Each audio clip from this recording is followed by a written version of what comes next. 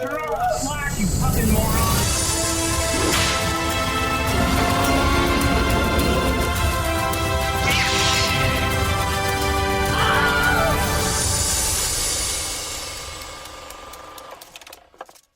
Hi, everybody, and welcome to Screen Share, a movie podcast about getting at the rye bread and mustard because it's a grand salami. My name's Calder. And I'm Adam. And this week we're talking about the history of the Seattle Mariners, directed by John Boyes and Alex Rubinstein on the Secret Base YouTube channel. Also narrated by them, correct? Mm-hmm. Yeah. As one would expect, this video takes us from the inception of the Seattle Mariners to about 2019 when the video was released. The Seattle Mariners still exist, so that's good, Allegedly. I guess. So a little bit on why I wanted to do this. Yeah. I think it's probably my favorite YouTube video. Of all time. Probably. Nice. Yeah. And I think that's like, I don't think that's a bad take. no. But I think it's like a lot of people don't have a favorite YouTube video, maybe because it is so like, There's so much. there's just so much stuff. Yeah.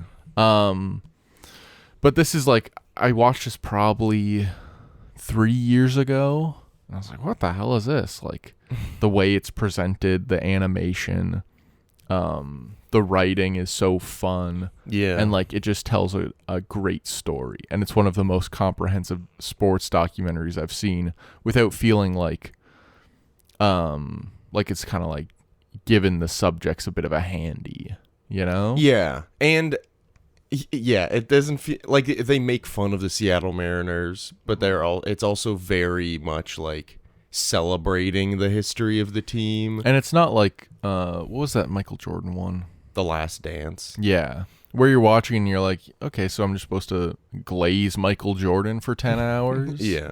Like, that's kind of boring, and I don't really care about him that much, if Sure. I'm being completely honest. That's fair. But this video is about, like, the human stories between the baseball more than the actual baseball. They say multiple times, like, if you are here because, if you're watching this because you want stories about winning baseball and you care about the accolades, you're not here for the right reasons. If you're here for, like, team drama, that's also not it.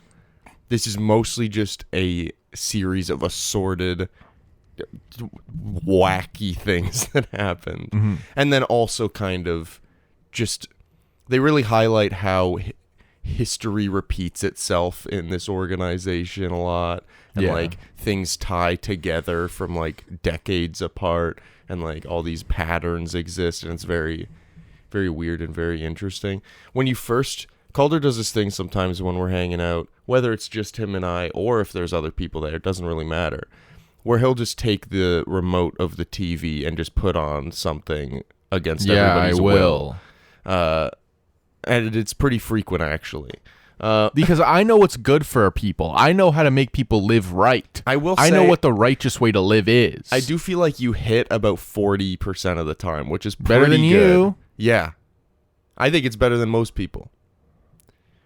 I'll elbow drop you. Usually you hit harder if like if everybody agrees and it's like a group choice. Well, I'm not just picking something. Well, exactly. But I'm saying that's the best way to go. But if one person's going to pick, you do usually have the highest hit rate. Because I know what's in the blood of people, and I know how it is when they are doing their things and what they want. You miss. Because you usually toss something on that's like, I want to. Says the guy who tried to make me play Baldur's Gate at 10 p.m. I can't even see the game's colorblind phobic. Colorblindest. Yeah, it was. I mean, on one hand, I'm like, you didn't play the game right, but that's kind of my fault for throwing you into something you didn't even ask for. D&D, but also, more like eat my D. We tried all three colorblind options, and they didn't change it. Maybe I'm faking it. So who knows? Well, no, because I didn't notice a difference, unless I'm colorblind too. But that makes no sense. Anyway, but you threw this video on, and I was like, this is gonna be a miss because it's long. It's about sports stats. which could be boring. Like, there's a lot of room for that to be boring. Never. And it's like about a team that I don't really know about or care about, and the visual format is like they're not really showing any like animation visuals or graphics, and like there's not a lot of video clips, so I was like, this is gonna be boring. And then it absolutely wasn't. They somehow make, because they have like a timeline graph, basically. It's like a big calendar where it has every year basically from like, what was it, 76? Or no, even 1936 it starts at. But then they get more specific into years after like 1978 when the Seattle Mariners, as we know them, started. Yeah. And they somehow make it not only, I mean, the narration and writing is really excellent, where they get information across really succinctly, but also in an entertaining way. Yeah, which is really impressive. But also visually, it's not like that. There were points when I was watching this where I was trying to listen to it kind of as a podcast while I was doing other stuff, but I kept just like finding myself just sitting down and watching it because the visuals are they serve the narration kind of perfectly, and there's a lot of fun things they do visually. So this movie, you can call it that.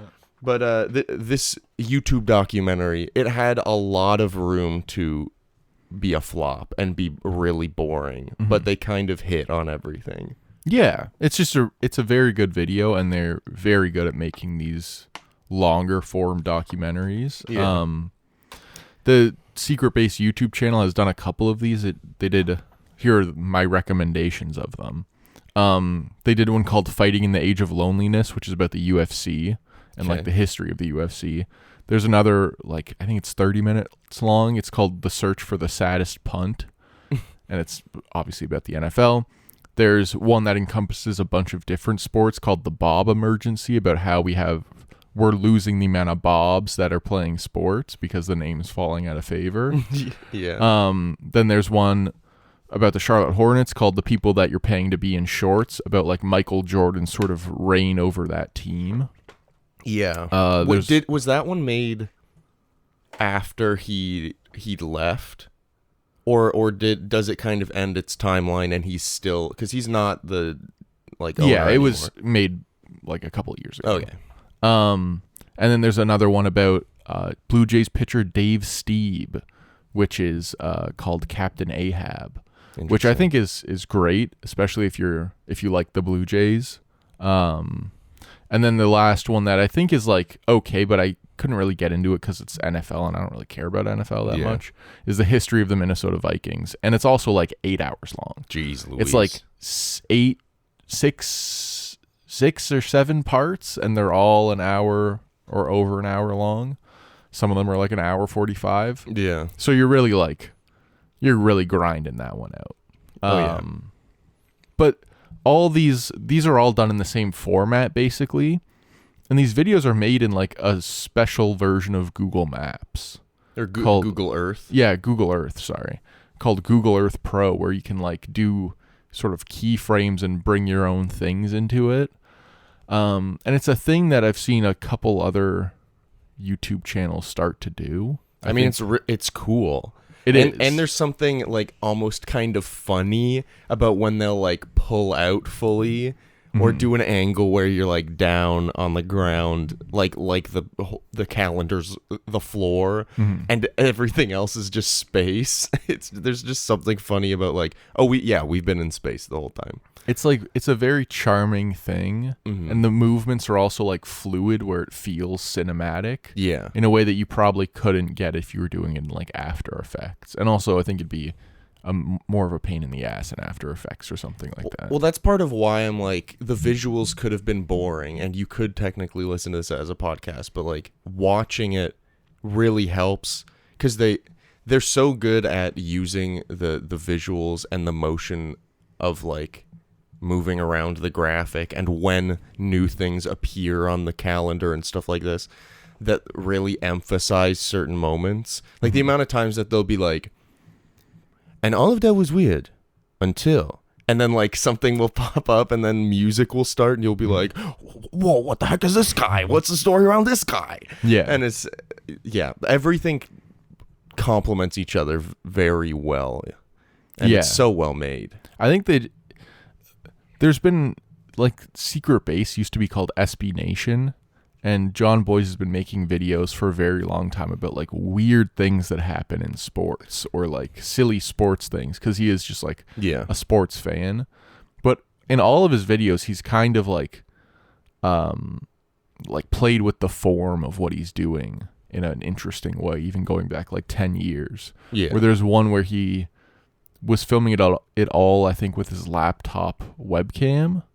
Oh, okay. So he was just, like, doing all these things and, like, writing in Sharpie on these papers and, like, also cool. drawing things. And he's just, like, a very entertaining guy in the way that he speaks and what he finds funny. I just connect with it very, very much. Yeah. Well, he's very much someone... I feel like he's a smart writer, but also he's someone who finds, like... silly humor funny. Yeah. And I feel like that kind of combo makes this very like consumable, like easily consumable, and like very approachable. I feel like most people would find, like, Olivia watched parts of this with you and me when you first showed us. And she's someone who I truly think could not possibly care less about baseball. Which is surprising. It's the beautiful game. Sure. But, like, she whenever we mentioned this video, and when I mentioned, we're doing the Seattle Mariners thing on the podcast, she was like, interesting choice for a movie podcast, but honestly, not bad, because that's a great video. And yeah, so, like, the fact that she watched it and she was, like, laughing pretty frequently throughout it and finding things interesting, because so many of these stories are insane, like the blurping, which I'm sure we'll touch on. Mr. Jello. Yeah, it's like there's so many.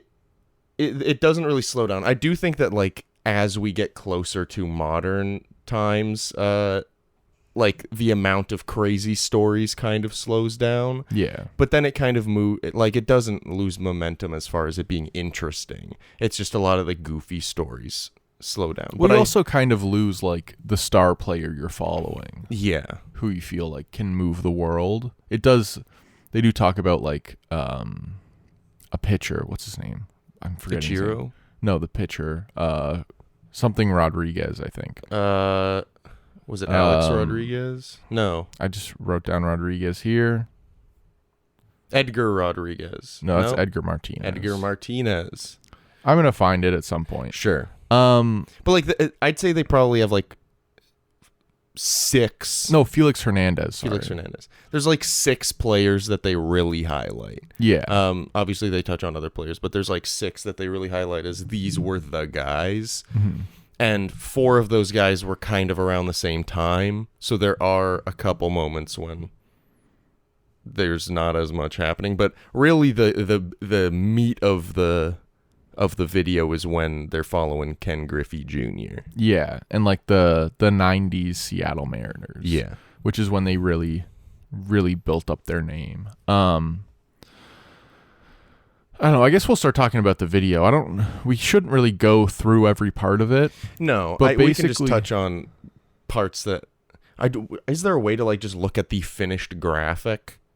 I don't know. You could try looking it up. You talk about something. I'm gonna see if I can find it. Basically, the story starts with a story about a man named Robert Driscoll burning things down in the wake of the Great Depression, and he burnt down the baseball stadium in Seattle, which meant that they had to build a new one. And then, like, 30 years later, this new baseball stadium becomes a bit of a bargaining chip when they're trying to expand the MLB.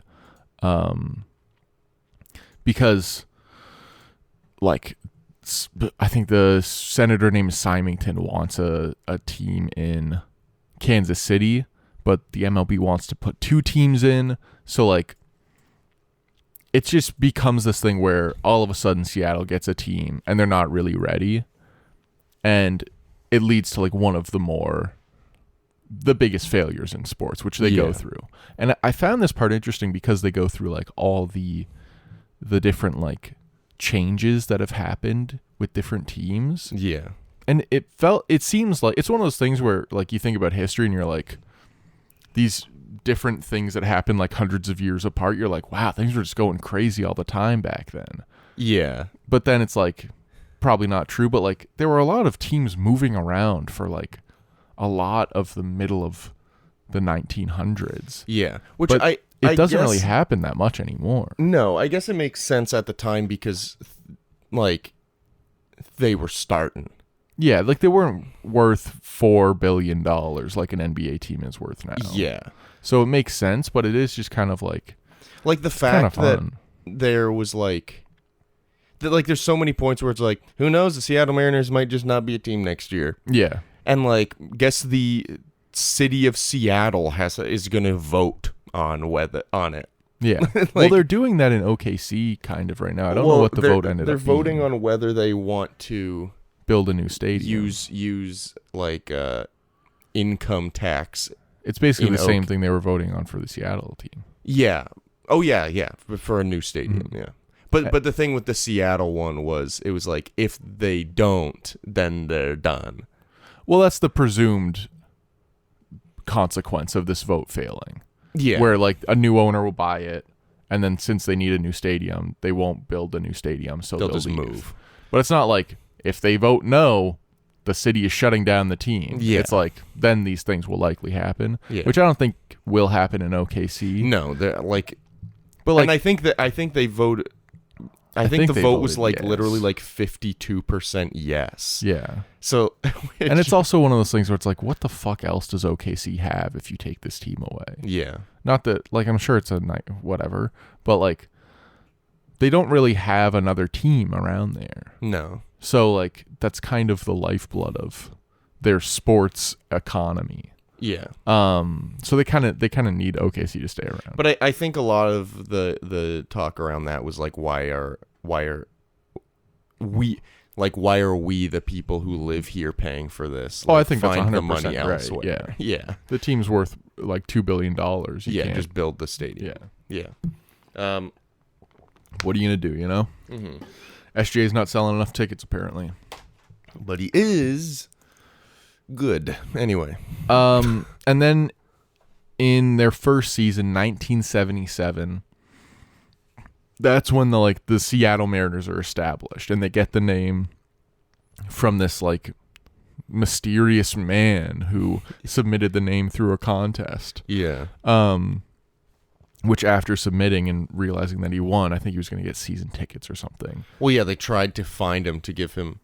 I don't even think they were season tickets. I think they were like season tickets for life or something. Oh yeah? Yeah. At least that's what I remember. But then they looked for him, and they couldn't find him, even if he existed at all. My theory is that it was some like board member or something, someone who just wanted the team to be the Mariners. Yeah. But probably couldn't submit the team name. I didn't want to reveal that they were in on it, or that they were of a position. Not that like naming a sports team is like, whoa, there's some foul play here. Yeah. Like it's not a big deal, but that was also what I thought. I was like, it's probably someone who's involved but didn't want to reveal that they were involved. But and then we start to like really hear about this team, which is an abject failure for the first like 9 years of its lifetime, which is kind of crazy. Like if the NBA installs a new team, which I think they're going to be doing soon, probably in the next couple seasons, and one of them will probably be Seattle. For the first 10 years, they're just like literally one of the worst teams of all time. Yeah. Like if you look at the graph that you have over there, there's in the graphics, there's green when they have an over 500 record and red when they have a below 500 record. It's like full red for the first 2 rows there, 3 rows. Which just leads then to like talking about the people. And the people that are on this team are like crazy people, kind of. Yeah. A lot of the time, lots of pranks. Yeah, which I feel like we don't really get that much anymore. No. Or like, if we do, it's like not just to prank someone, it's like for their social media. Yeah. Which, the internet's kind of ruined a lot of things, but Yeah. Everything is for content now. yeah. Which we're saying this making a podcast, but like whatever. Yeah. I think my favorite story from around this time is about Maury Willis, who was basically like called his shot like Moneyball, but in like the 80s, and was like, I can make any team a World Series winning team. Yeah. And then literally gets the chance, which is insane. Yeah. Number one, that they're just like, I guess we'll Give you a shot. This random guy who wrote a book a shot. And then he's like has one of the worst tenures, and there's so many controversies. Yeah. I think in this, the funniest part that I thought, or that that they talk about, is just like his idea to paint the batter's box a little farther back. Yeah. And the way John Boyce frames it, where it's like, the thing with baseball is there's a guy standing by the batter's box every game, and he's been doing it for all of his life. He's called the umpire. Yeah. And he'll notice if there's something wrong with the field, because he's seen fields for his entire life, and he's been doing this he's forever. been doing this forever. It's his job to know when the field is wrong. Yeah. So like painting 2 feet or whatever onto the batter's box so that your guys can get a little extra time. Yeah. Is like such a stupid thing to do. And then around the same time, one of the pitchers also taped a thumbtack to his finger. Yeah. Which it's clearly cheating, but I'm not 100% sure how that helps. It's kind of like there's a lot of things that people have done, but most recent is like sticky stuff they've talked about, where pitchers will like get this like I forget what it's actually called, but this very sticky substance and put it on their hands, so when they throw they can get some extra spin. I think the tag is to like ruin the flat surface of the ball so that it like catches the air a little weird, so that the pitches are a little less predictable. But also, if you scratch a baseball, the catcher's got to throw it back, or like the umpire grabs it at some point. So if you gash up a baseball, he's gonna notice. Yeah. But what the guy ends up doing is scratching his forehead, and then he's like gushing blood almost in the middle of a eye game. Out. Yeah. It's ridiculous. But then we go through this like horrible kind of time for the team where they're just like not good at all, and there's like very little hope. Yeah. The only thing that seems to be keeping people around is Dave Niehaus, who is like the their incredible superstar announcer. Who is responsible for your first line of the pod? Yes. Get out the rye bread and mustard. That's a grand salami. Yeah. And then we get into the era of Ken Griffey. Yes. And one of the things I love about baseball is just how many like little pockets of space and time there are. Yeah. Where it's like, and I guess this is true with a lot of different sports, but like Ken Griffey was like a phenomena. Yeah. But also he played baseball, which is not like the sexiest sport. And it's also not an individual focused sport. So he's just like a star on this pretty bad team. Yeah. That is super exciting. And it's like if LeBron, or like, we'll just say LeBron, was drafted in the league. Well, I feel like one of the... Actually, wait, never mind. I was going to say, I feel like the thing about Ken Griffey is how him being good when he was young, but LeBron was good when he was young. So that's a silly thing. Where he just gets drafted onto a team, and then the team is just bad, and like his individual performance cannot dig them out of a hole. Yeah. Whereas like... Which was kind of true for his time in that, like... But even then he was Cavs. like able to get them to the playoffs at That's least. true. That's true. Like Ken Griffey, partially because of how the sport's built, and partially just because... Well, actually, it's only because of how the sport's built. Yeah. Can't just will them into the playoffs. Yeah. Like in the NBA or even the NHL. Well, because regardless of how good a baseball player is, they are one of, what, like 12 to 15 guys in a batting lineup? 9. Still. Yeah. It's like you have one shot every 9 people to maybe get a single. And like that's the most likely thing that can happen. And you're probably only batting like once every 3 innings. Yeah. And your batting average is probably 250, so a quarter of the time you get on base. Yeah. So it's just like so rare. And then like you also have to rely once you're on base on the other people that you're playing with. Yeah. Because the other guys have to be able to hit the ball too.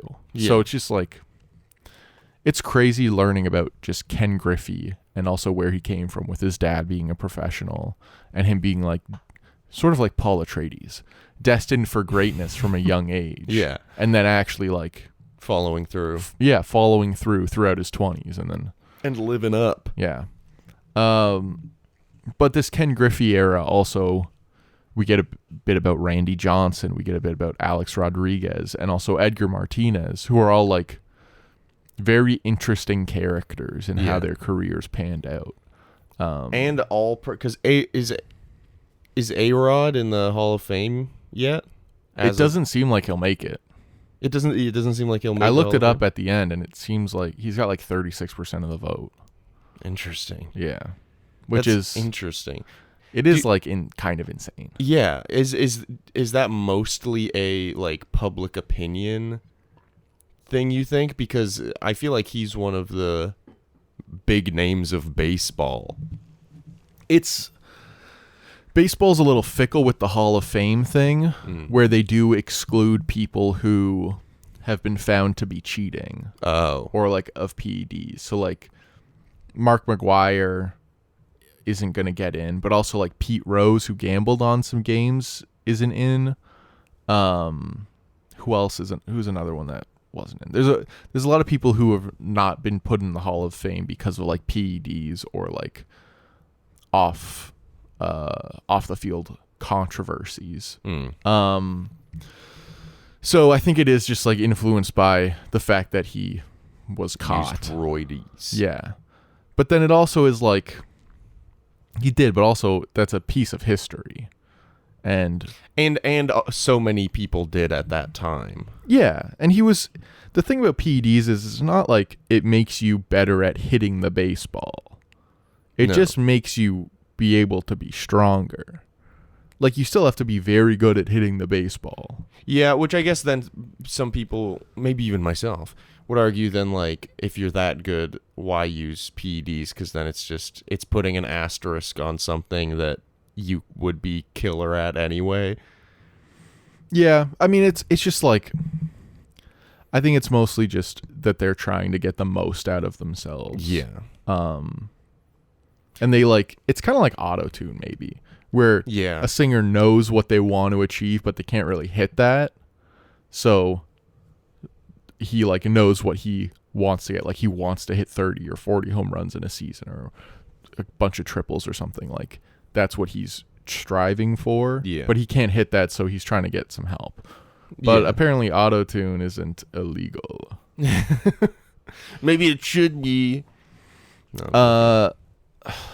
I don't know. I don't really want to just go through the whole thing.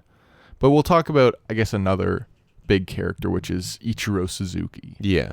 Which I feel like Edgar Martinez, Randy Johnson, and A-Rod are kind of like, even though they're highlighted for quite a bit, I think they're kind of like secondary characters to Ken Griffey Jr.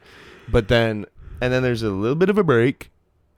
And then Ichiro comes in and is like kind of the new focus. Yeah. The closest thing to another Ken Griffey as far as like star power, I guess. Yeah. Well, he is one of, like, both of them are among the greatest players of all time. Yeah. And Ichiro is just great because of like the way he played is totally opposite is completely kind of against what you assume a great baseball player looks like. You assume he's hitting home runs all the time. You assume they're like this big, massive, athletic looking person, which is kind of the beauty of baseball, where it's like pretty much any body type can Well, honestly, play you look at baseball. like an A-Rod and you're like, that guy's probably the greatest player of all time. Yeah. Well, because he's like a big guy who hits dingers.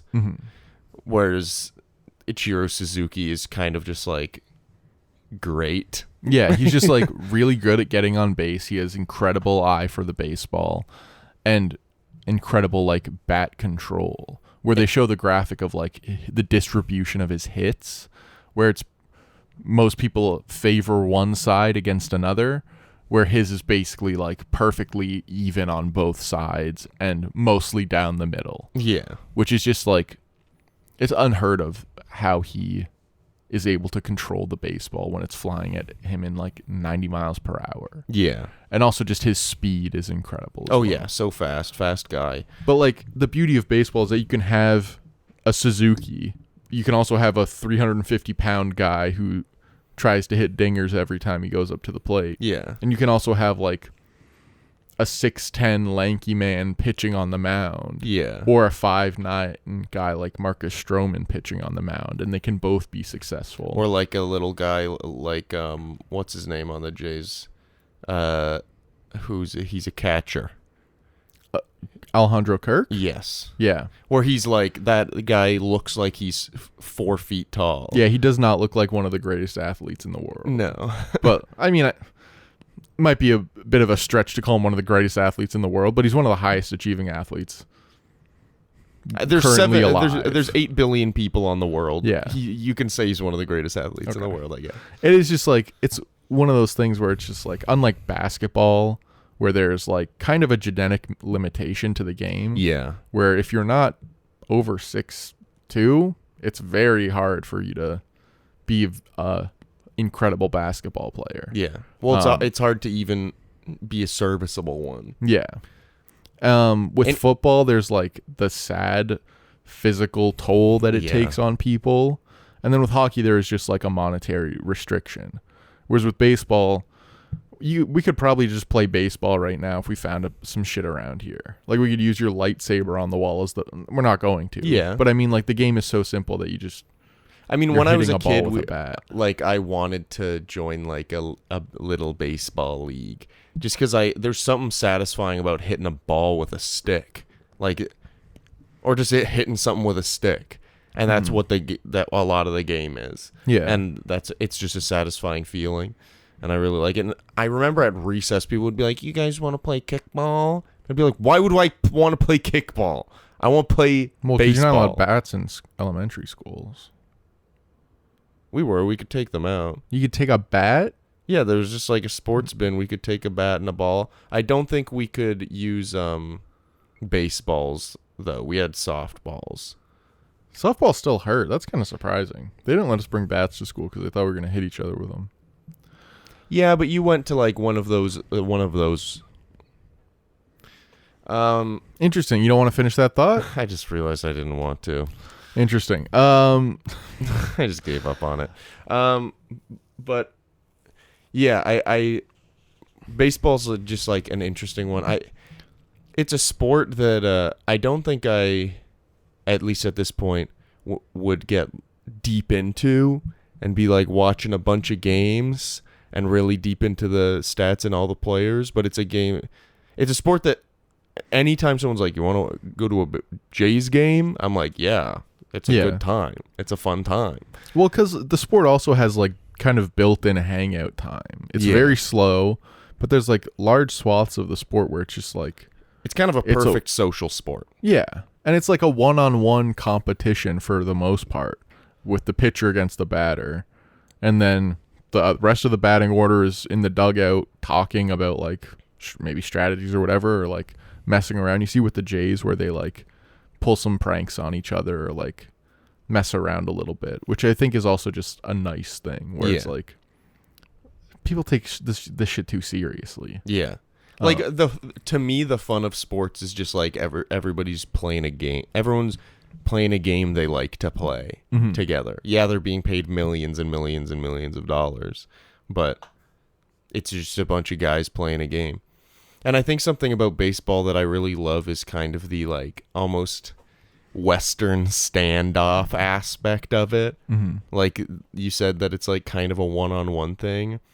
I kind of love that there's always like, "Oh, the guy's about to pitch. and then it kind of builds up, and everyone is like, and then sometimes it's like, oh, nothing happened. But like, it's just this build up where you're just waiting. They're locking eyes. You're just watching these two men stand off, and you're like, who's gonna win? And there's something exciting about that. Anyway, that's more of a baseball. Yeah, it leads to a lot of drama. It's a great sport for like movies and TV shows, just because there is like inherent tension and drama built into it. Yeah. Whereas the other ones, there's like a flow of the game, or I mean, I don't really like football, but like football kind of has that with like, oh, what's just the because play there's so gonna many be? stops. Yeah, but also football's boring as shit. So yeah. I mean, basketball is my favorite sport. Unfortunately, I don't think it's good for media, like TV and movies. There's too much flow with it, where you kind of Yeah. have to understand a bunch of things that are happening at the same time. Yeah. Like, it doesn't serve a basketball scene well to focus in on one character. I don't Exactly. think. Apparently there was a movie that came out recently with like LeBron, like about LeBron and his like high school team. Interesting. I think it's called Shooting Stars. It's got Caleb McLaughlin from Stranger Things. Oh, okay. You know him? Sure. Anyway. I follow Giannis Antetokounmpo on Instagram, and in the past year and a half, 2 years, I've seen him advertise probably 4 different Giannis stories, whether it be, I think one was a documentary, one was a a limited series, and then 2 were movies. Yeah, I don't care. Well, I'm like, He's still playing. Is one of them good? Like, because if one of them's good, I'm interested in his story, because his story is interesting. But it's like, but you do the legacy building when you're done playing. Yeah. You don't do it in the middle of your career. A big weird aspect. He's not even like near the end. No, he's in the middle of his career. Yeah. So like, why are we doing this shit already? It's not like he's doing Thunderstruck. Well, which to be fair, I'm pretty sure all of those projects were about like him coming to the NBA. Yeah. And like everything with his family and all that. But make one good one after you're done. Yeah. Like, that's what you should do. Which, I mean, it's obviously what's happening is like Disney Plus is coming to him and being like, we want to make a movie about you. And he's like, okay, do I have to do anything? And they're like, no. Also, we'll give you a lot of money. He's like, okay. Like, that's definitely what happened 4 times. But like, I don't know. It's a little silly. Yeah, all the content about sports is very disappointing to me. Generally, I know people like the F1 documentary on Netflix. Yeah, a lot of people really like it. And like that series of documentaries, because they did one on like golf and something else. But I just like, it's so like sanitized and so controlled by either the league or the star. Yeah. Where you're just not really getting anything interesting, or like there's no feeling of like, oh, maybe I am the only person that should know this. Like, there's no real feeling of value to the information, because it's like the same thing he's going to say on a talk show, he'll say in his show. Yeah. So you know exactly what you're going to get. Well, that's why, like, because they are doing a similar thing for the NBA, where I think they're doing a docu-series where they're following, like, 4 players. I think Ant's one of them. Yeah, they're following Ant. I think they might be following Jimmy Butler, Sabonis? Jason Tatum, and Sabonis. Yeah. I think those are the 4 players. And, like, I'm excited about that just because I want to see more of, like, what a player's life is like behind the scenes in the NBA. But I also know for an absolute fact that, like you said, it's going to be so sanitized and clean. Mm-hmm. And, like, also the players they picked, like, Jimmy Butler's an interesting guy. So, like, that'll be interesting. Ant's an interesting guy, but, like... Ant's a little rough around the edges, too, though. Yeah. And like Jason Tatum and like Sabonis, I'm like, I feel like Sabonis could be interesting. But like those 2, specifically Jason Tatum, though, I'm like, I'm not sure you're like incredible basketball player. Yeah, I'm not sure you're much of an interesting guy. He's a dad. That's it. That's all I know about him. Yeah. And maybe that's what the documentary is about, like, you know, showing you that Jason Tatum is an interesting guy, Sure. but also it feels like who are the next big American stars? We've got Ant and we've got Tatum, and then Jimmy Butler will like do anything to market his fucking coffee or whatever. I feel like I'd rather they like had started filming like a docu-series or a documentary about Victor Wembanyama this year to be released in like 4 years. Where they might be doing that already. Maybe. Though. But like where they like capture him in his rookie season and then like how next year goes and then like kind of follow his career. Like I want that. And I want to see like the actual behind the scenes stuff and like nitty gritty. But like I just know it's like this Tatum and Sabonis, Butler, Edwards documentary. It's just going to be like, yeah, it's kind of crazy. We go into practice and then, man, I hope we win some games. Yeah, exactly. Yeah. It feels like because they want control over their brand so much and the brand of the NBA, and this doesn't just apply to the NBA. I mean, it's also an Adam Silver thing too. Yeah, that's a big part of it. Yeah. That like everything has to remain on brand and marketable. Mm-hmm. So it's just gonna be like them being like, man, I hope we win games and get to the playoffs. And it's like, we know this. Mm-hmm. So like, what's the point? Like, it's nothing that I couldn't get in like the Toronto Raptors do their open gym docu-series on their YouTube channel.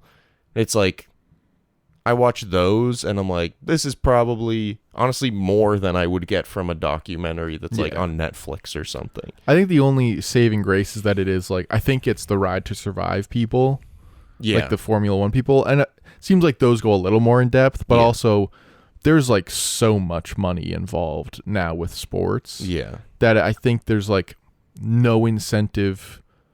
Well, first of all, the people act differently because they are worth $20 million, whereas these guys back like when they were talking about this documentary, they're obviously worth a lot, worth millions of dollars, but they're just people. You're not making like Tatum. What does Tatum make? I don't know. $40 million a year? Yeah. And he's going to sign a new contract that's probably going to be worth over $300 million in 4 years or 5 years. Like, that's just too much money to be risking shit for. Yeah. You know?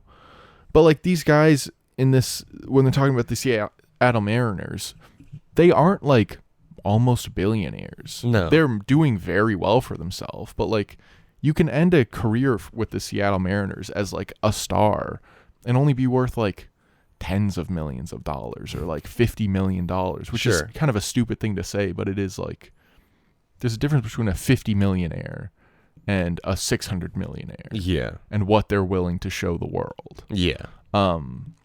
So it's just like, I think. Well, and it's the thing, it's that mixed with what I was saying of like not only the NBA, but also these individual players now have this mindset of like, oh, we've got to protect my brand. Yeah. And like my marketability. Yeah. Because I don't want to lose sponsors or followers. And it's like. And I also hate that people feel no shame for doing all these dog shit commercials now. Yeah. Where it's just like, really? You're just going to. Well, because it used to be this McDonald's thing where it was a like, Subway thing, a fucking... whoa, there's a new like partnership between like Tim. This is a weird choice, but I guess it works because then I'm choosing one that obviously doesn't exist. Between Tim Duncan and Wendy's. Yeah. But like where people would be like, whoa, what a fun like collab. People would be excited about this sponsorship, and then the commercial would come out, and people would be like, whoa, that's so be silly cool. too. Yeah. Whereas now it's like, every single player has 5 sponsorships. They're in 100 commercials. Yeah. Like Grady Dick got drafted this year. He was the 13th pick. He's not even like, I mean, I like him, but it's not like going into the season there were a bunch He's not of people Victor like, Wembanyama. Exactly.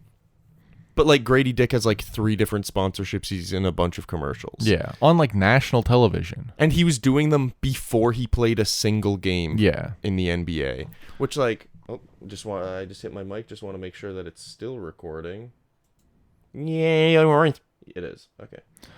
Yeah, it's just I think the guys are less likely to show who they are or do even like silly shit behind the scenes because it's like we're in a room that's worth like when they're in the locker room, it's probably that room of people is probably worth like billions of dollars. Yeah.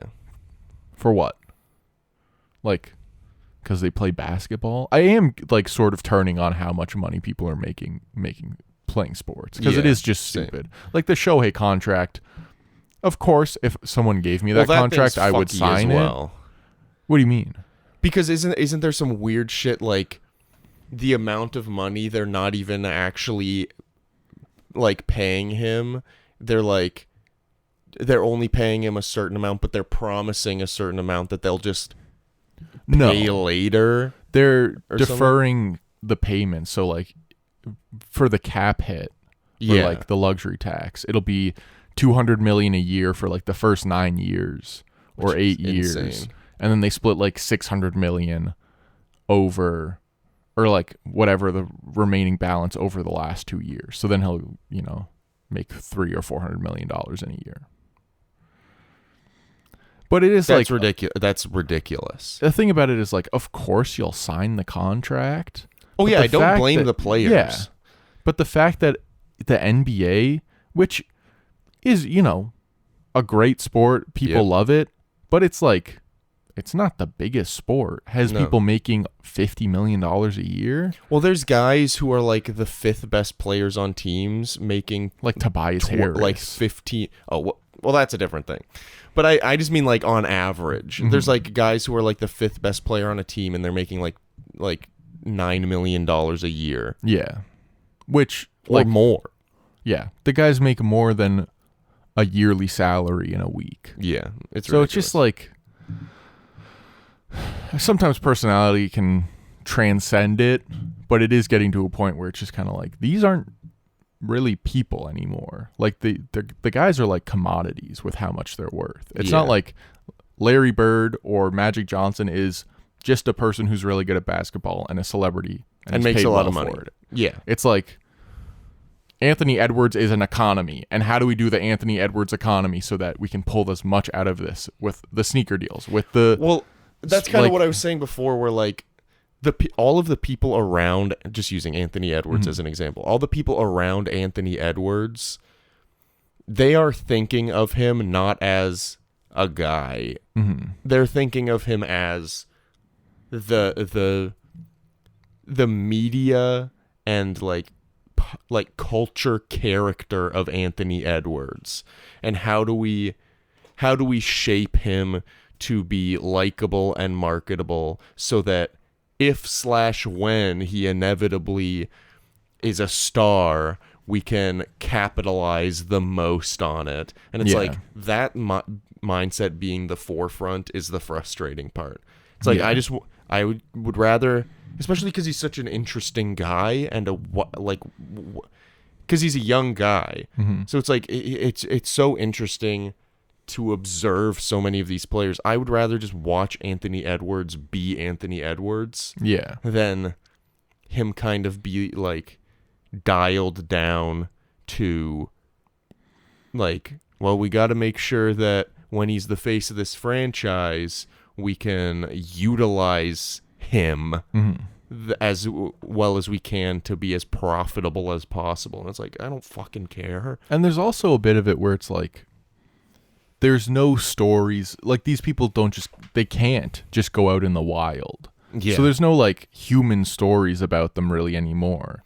The most human part we see about like Scotty Barnes is that he streams. Yeah. But like Scotty Barnes can't really walk down the street. He can't really do a lot of shit. Well, like when he first joined the team, there were like tons of stories of like, I just saw Scotty Barnes walking down like Dundas or whatever, and people were freaking out and it was so cool. But now it's at the point where like he'd get swarmed. Yeah. He like, even when he said no to like 1 million people asking him for pictures and autographs, people would still do it and not let him walk. So like, I mean, there was a story from Damian Lillard a bit ago about like how things have been different since he was traded to Milwaukee. Yeah. And he was like, I basically go to the gym, work out, go home, watch film, maybe play some games, go to bed, and repeat it.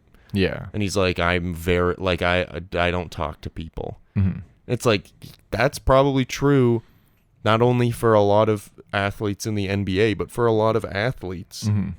Because just the way things are set up now, they can't really live a normal public life. Yeah. Which is unfortunate. So, to tie it back in, because we've kind of gone off topic. A little bit. I think the thing I worry about that this documentary does really well is how it just pulls these like tiny little stories that were chronicled in like newspapers by people who were, their job was to just hang around with the team for like weeks and weeks, and they would get full access to whatever happened. So you get the stories like Mr. Jello, where it's like someone is pulling a prank on the manager where he has filled the toilet with Jello, moved all of his furniture into the bathroom. Well, filled both toilets with Jello. Yeah, filled both toilets with Jello, moved all his furniture into the bathrooms, taken the light bulbs, taken the mic out of the phone. Yeah. Where it's just like this crazy thing that no one knows what just it is. Psychological warfare, basically. And it's just like chronicled in a newspaper, and now we can look back on it and see that. Yeah. Where it's like, I don't feel like we're getting that now. No. Like, I guess the dudes will go on podcasts and be like, but even then, like, the podcast shit is always just like rage bait. It's like, best centers of all time: Kareem, Hakeem, Wilt, Roy Hibbert after the break. Where it's like just stupid shit to like get people to be angry at them. It's all, there's so much content that like there's not really any room. There's so much content and worry about brand now that like we can't just get it's content instead of being stories really now. Whereas like all of these stories in this video are what make it interesting. Yeah. But you can't. And I think that's part of why, like I said earlier, as we get closer to current time in the timeline of the video, like you kind of get less and less of those. Because I just think as you kind of enter the internet era and like closer to modern time, those exactly what we're saying kind of begins, where these stories aren't really as pure or like natural or. I think the last great story in the video is about Ken Griffey in his final season. Yeah. He goes back to, or in his final 2 seasons, I guess, goes back to play with Ichiro. And then he's not playing very well, but he is rallying the clubhouse around Ichiro because there was like some discontent with him and like his place in the team. Yeah. And then in Ken Griffey's final season, after a game, he just decides, I'm done. He's done, and he starts driving across the country. Yeah. And it's just like kind of a poetic ending for one of the greatest baseball players of all time. Yeah. To just like be like, okay, this is over. I need to spend time with my family. I need to go away. Yeah. And reportedly calling his dad a couple times throughout the ride and being so happy that he's doing it. Yeah. It's one of those like little human moments where you're like, okay, this is actually a person. Yeah. This isn't just a guy who's trying to get me to buy like Manscaped through his podcast ads and shit. It's like, this is a guy who has feelings, and like his focus is on his family and baseball, and he wants to just like do the best he can in both of those. Well, that's why like it's so refreshing when you do get glimpses of that now, because it's become rare. Yeah. When it kind of was the norm, and kind of why people borderline worshipped these athletes is because like you just said, they saw them as people, but they're like these incredibly talented, one of a kind people, so they're so interesting.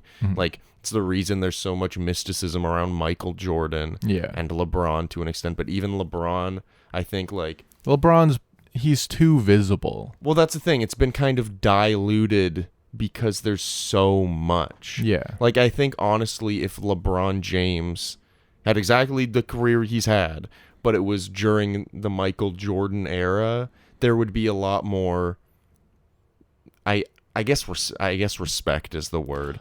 It's like Leo DiCaprio versus The Rock, where they're great in their own ways, but one of the guys has just shilled himself out so much. Where like if The Rock was mysterious and picking weird movies to do, I feel like you've got to go pick two people with equal talent, though. I think The Rock has a lot of talent in a specific way. Sure, okay. Where it's like LeBron is like a new age player. He can play all the positions. He can hit shots from anywhere. He's one of the greatest scorers of all time. The Rock was one of the biggest box office draws of like a generation. He came from live entertainment, which no one else had ever really done. But Leo and Michael are very mysterious guys who show up every once in a while and do their thing very, very well. And the myth around them is built by other people, whereas the myth of The Rock and the myth of LeBron is built or trying to be built by The Rock and LeBron. Yeah.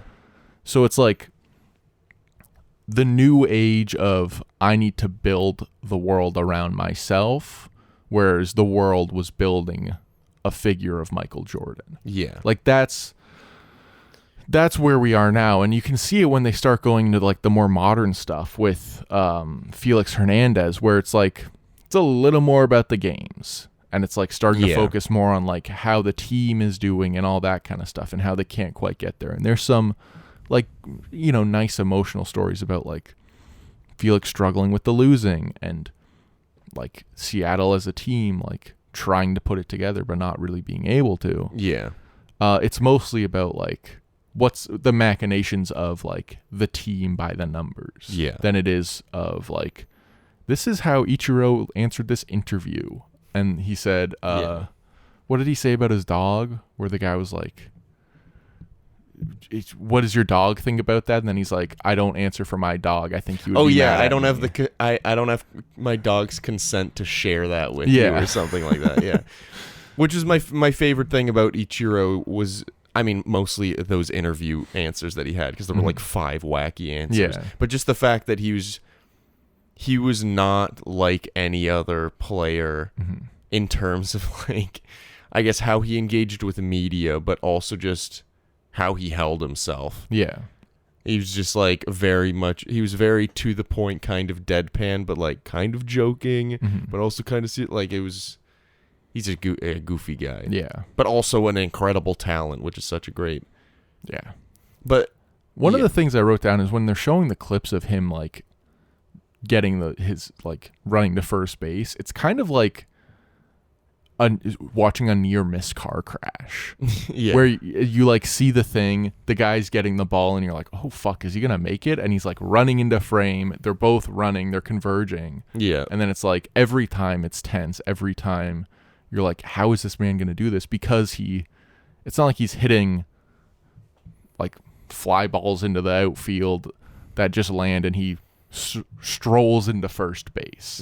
He's like hitting the ball and immediately going as the ball is still in the air. So it's like this kind of violent, kind of fast-paced interaction between the two of them. Yeah. Well, even just like the sport of baseball is very much like high highs and low lows as far as like energy and things happening. Because you're just sitting waiting for something to happen, and then as soon as ball hits bat, it's like and then massive peak Yeah. until whatever happens, and then you're back down. Yeah. Okay. I don't know. Do you want to talk more about the documentary? I think it is one of those things that people should just watch because I don't think we can cover it necessarily. We can just go through, because I tried to take some notes throughout it, but I didn't take a whole lot. There is a couple of like noteworthy What do you moments. got? I mean, I like that the whole thing basically starts off with, this story begins the only way it could have ever begun, with 140 acts of arson. Yeah. Which is, and it just like immediately gets you into John Boy's wit. And like it sets you up with the tone where it's like, we're telling you about this history, but also like, this shit's wacky. Yeah.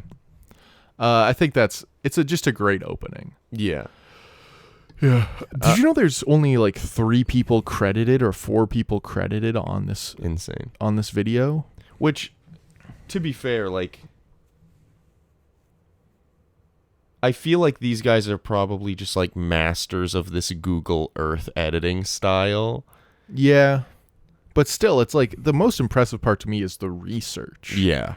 Like compiling all this information. And John Boyes just animates it by himself. Yeah.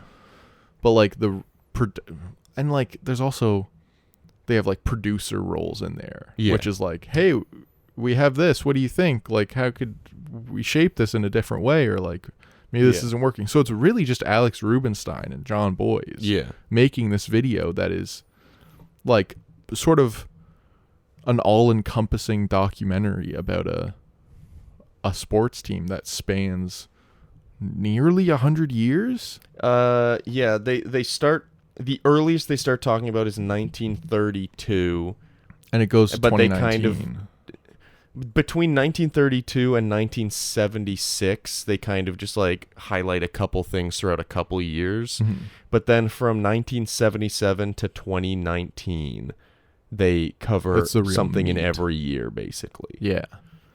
Yeah, it's just like, it's such a marvel of what like YouTube can allow you to do. Yeah. Which I'm going to do this before. I don't know, did I interrupt? Whatever. No. Okay. I wanted to like, because I've been watching a lot more longer content, I wanted to recommend some channels to people. And these are all for like long, well-researched video essays, not necessarily about sports. Most of them aren't about sports.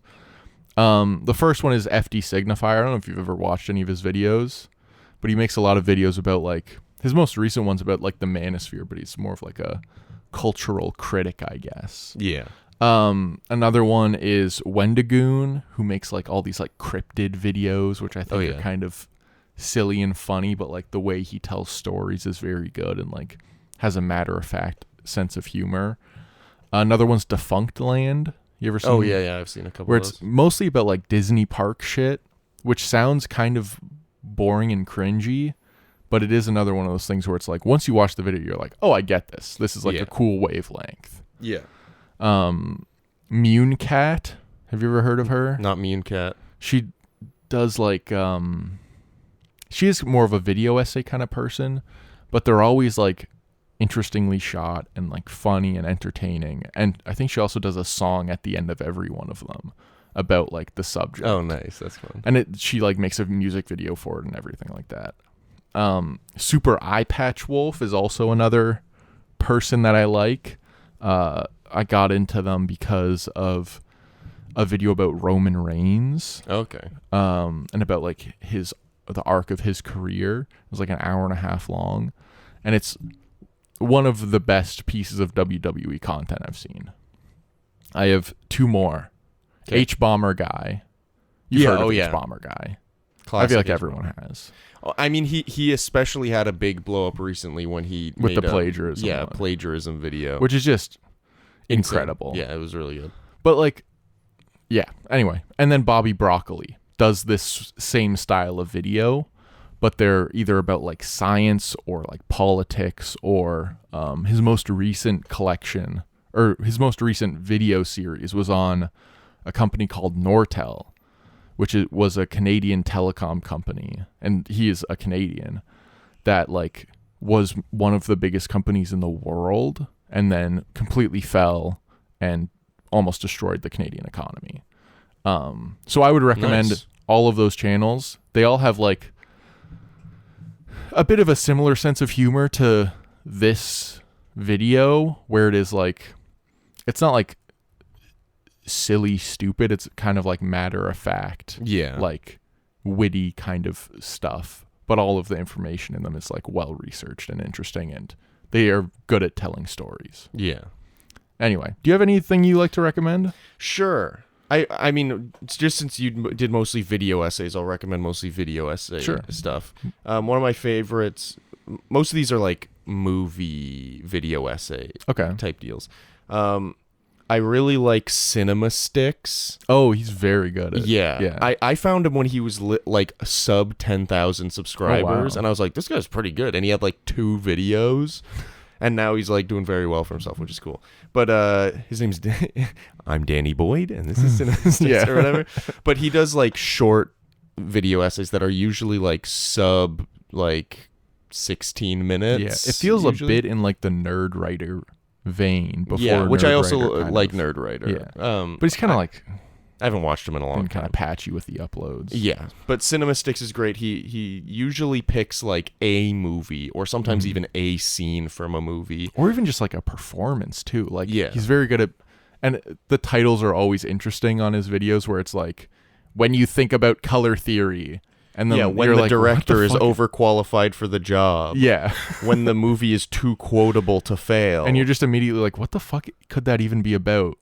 And then it's always about something interesting, and he has a cool perspective on it. Yeah. Another one is I don't watch a lot of his videos, mostly because I kind of find his voice a little annoying, which is kind of, it's just sometimes happens with video essays, where you're like, I love the content, I love the sense of humor, I love the writing, but the voice, unfortunately, the voice. But that's Shafrilla's Productions. I've seen a couple videos. He's like not bad. Some of his videos are like quite good. I've only watched him a couple times. Another one is Quentin Reviews.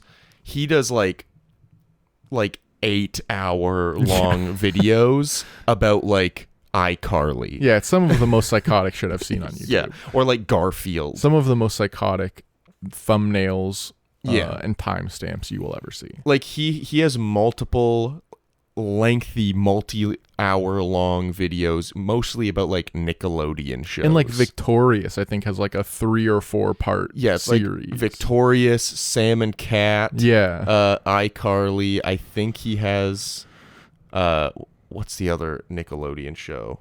I'm missing one. I don't know. There's like like Randy Danger or something. Oh yeah, I know whatever what the show is about. called. Anyway. Yeah. But like I watched a bit of iCarly when I was a kid, but I didn't have cable, so I didn't watch almost any of these shows. But it's kind of fun to watch, just to be like, what the fuck? Yeah. So those are some great video essay ones. I'm sure I'm forgetting some, but you know, there's a lot of great stuff on YouTube. Yeah. That I think is a little undersold because it's on YouTube.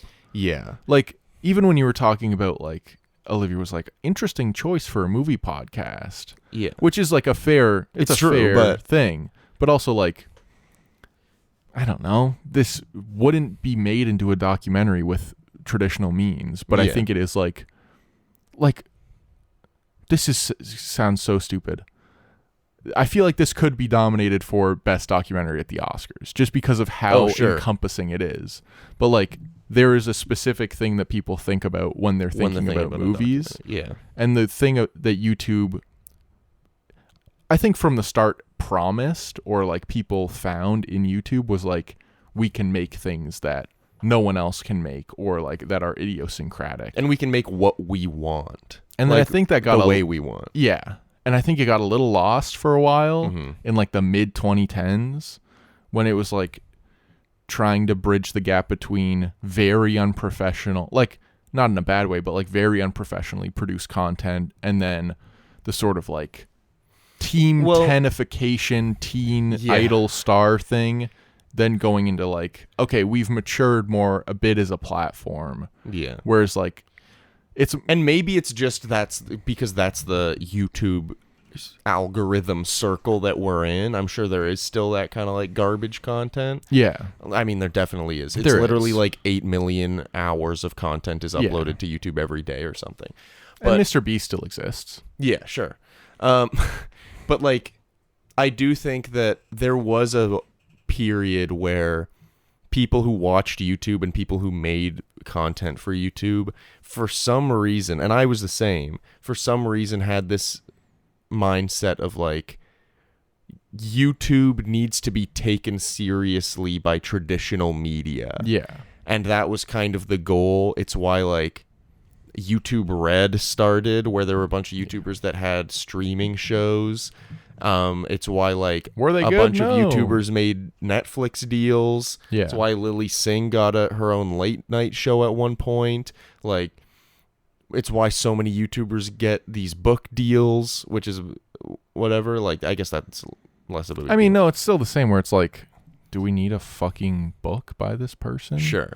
It is. I saw Rhett and Link on, I think it was like Brittany Broski's thing, Sure. which also Brittany Broski has like incredibly produced content with her like sets and stuff like that. Yeah. But she was talking to Red and Link, and they were like, yeah, there's this thing with YouTubers where like once you're good on YouTube, you think you can do anything, and you think you should do anything, where you think you should write a book and you should make music and you should make a movie, where it's like, no, you're already really good at one thing. Like no one else in any other industry is like, Leo DiCaprio's not like, I should write a book and make a movie and everyone needs it and will like it. Yeah. Whereas with YouTubers, it's like, I think because it is so self-generated, it's like, Well, and because I think I think a little bit less so now, but I think for a long time there was this feeling of I need to be taken seriously. yeah. And they're like getting pushed into it too by like agents and stuff like that. Yeah. Whereas like now I feel like we're kind of entering this space where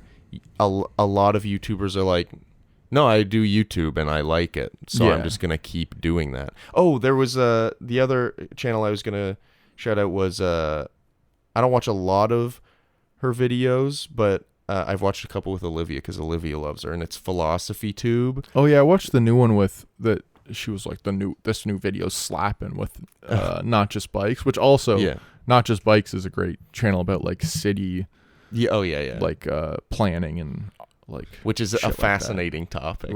Which is also just a fascinating little corner because there's like 6 big channels that are like, the transit system in this specific city is horrible. How do we fix this? Yeah, and like,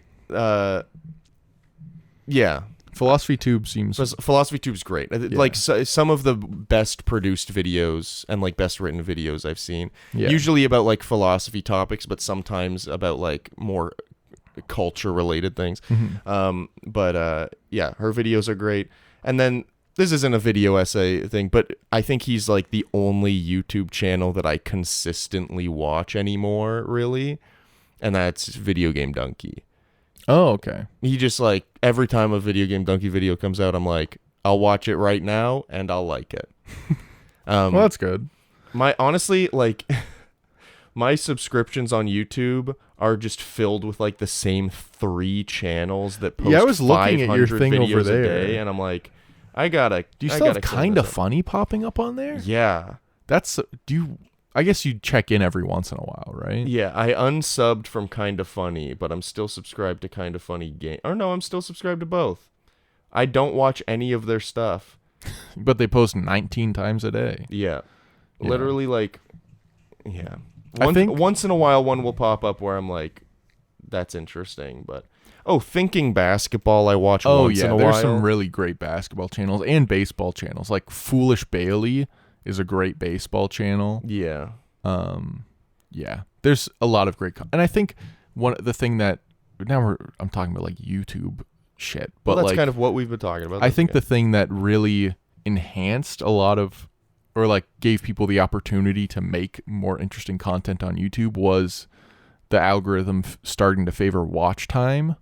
Which was bad for a bit. Yeah. Because it was just people like bloating. It was just people making the same like kind of low effort content, but just making it longer. Yeah. Where it's like 10 minutes and 1 second. That was like the joke at the time. It's like he needs to get that second ad break in there, so he makes the video 10 minutes. Yeah. Whereas now it feels like people are actually making long form content for the long form content. Where it can be like sustainable to take 4 months and make a great video like Bobby Broccoli kind of does. Like, I'm a follower on his Patreon and he'll be like, I'm working on the new video. Yeah. It seems like it's just one person. Yeah. Doing it's like a channel that I wish I could shout out more, but they've kind of like not been doing anything for a long time. I think they're coming out with something soon, but like they've kind of been MIA for a while, is Off Canny.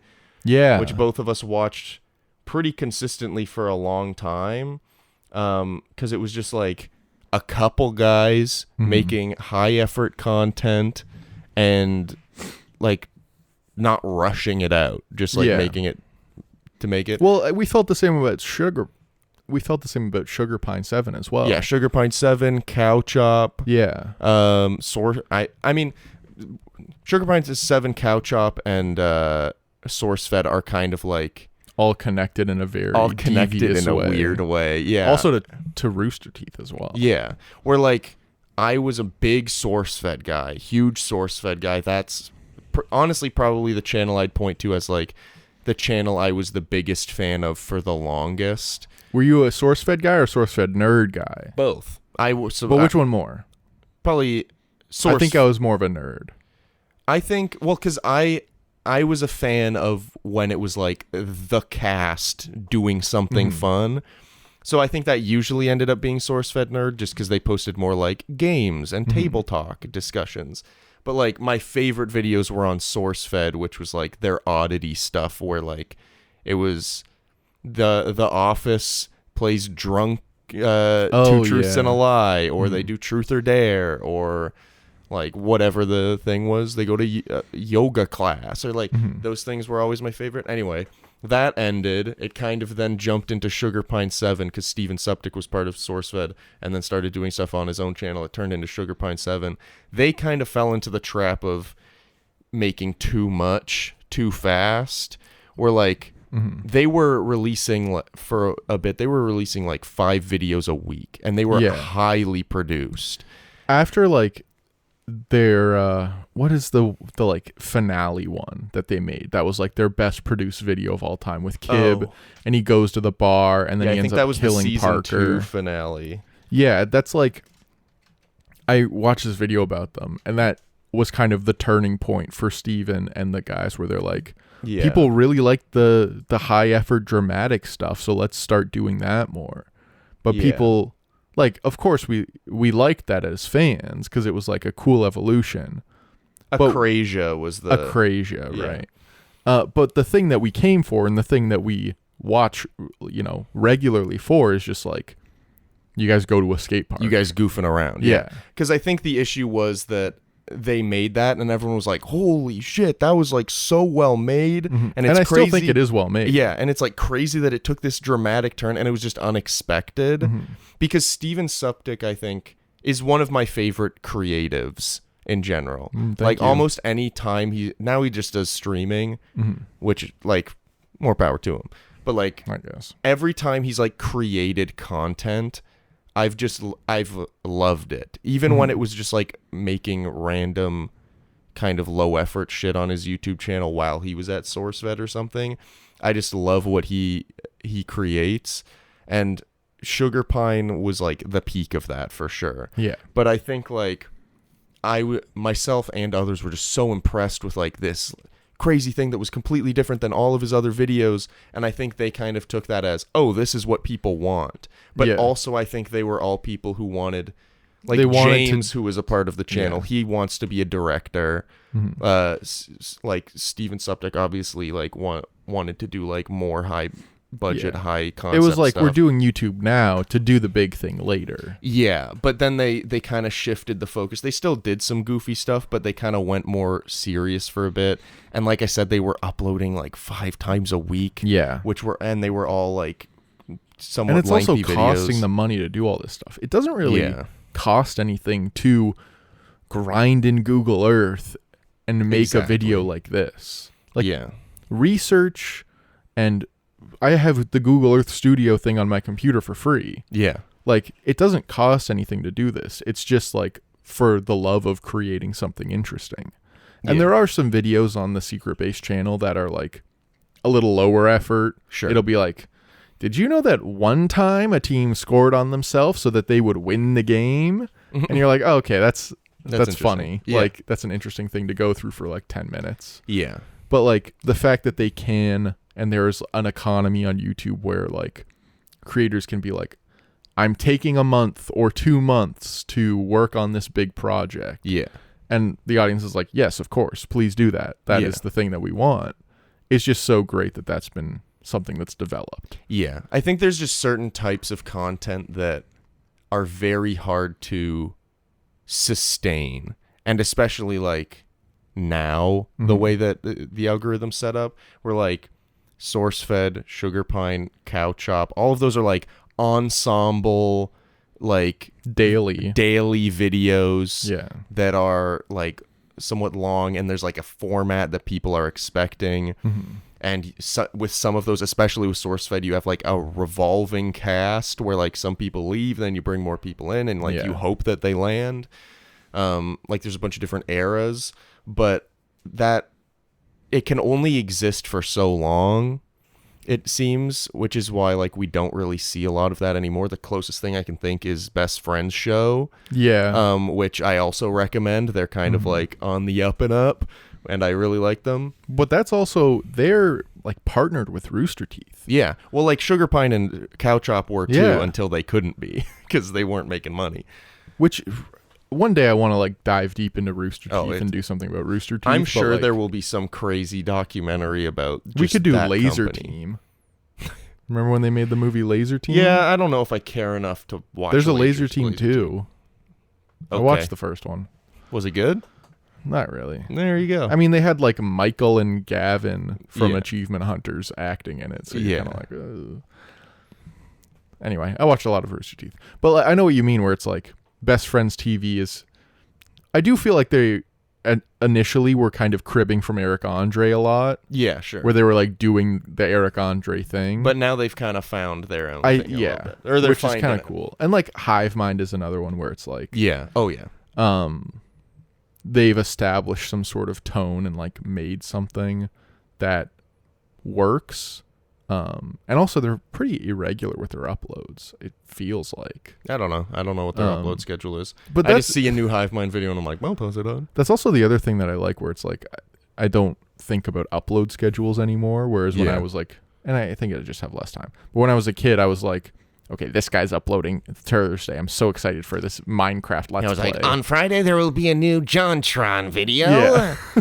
Although actually that's a bad example. One, because JonTron turns out to be somewhat of a, I don't want to say he's a bad guy, but he had some notoriously horrendous takes. I mean, we weren't saying that he's a good guy. Sure. You didn't know that when you were 12. I also think he's a bad example because he is someone who did not do regular uploads. Oh, okay. He'd go like, I think that the longest time he went was, I think he went like 14 months without uploading something.